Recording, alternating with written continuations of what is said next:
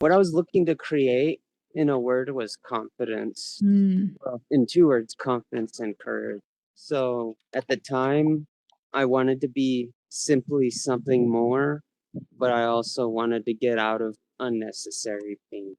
mm. Does And that describe yeah, yeah, looking toward the clouds, what did you feel like was causing the unnecessary pain? in the cause? Mhm. Not feeling like I was doing enough, not Mm. in that I not in alignment with my intentions, and that it wasn't working because no matter what I did, then there was nothing I could do, but that I was still never going to reach that far.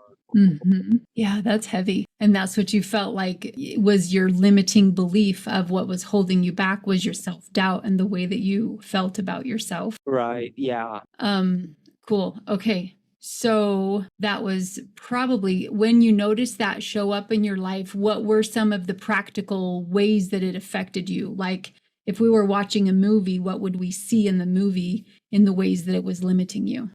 A struggling guy, a struggling single guy, and who got connected with his coworker who was enthusiastic about his wife's business and about his wife's business.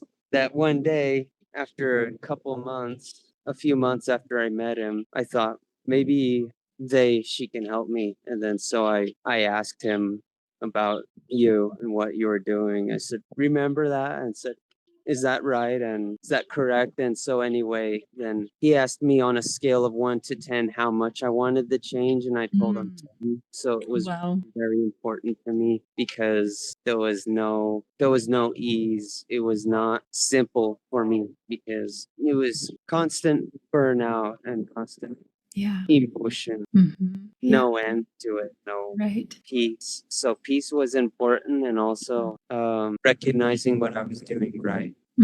I love it. Yeah, that's a really big point because with self doubt, typically your mind is focused on everything you're doing wrong. So after you joined the program, what would you say was the turning point that helped you to switch your mind and get that transformation to see what you were doing right? What do you remember a specific turning point? A turning point was, well, I remember my first or second session a bit rusty in learning how to express my dilemma in a group setting, Mm-hmm. and noticing how it was coming out of me and how it was felt, feeling the emotion of that. It was more than just trying to be more confident in the situation, was necessary for me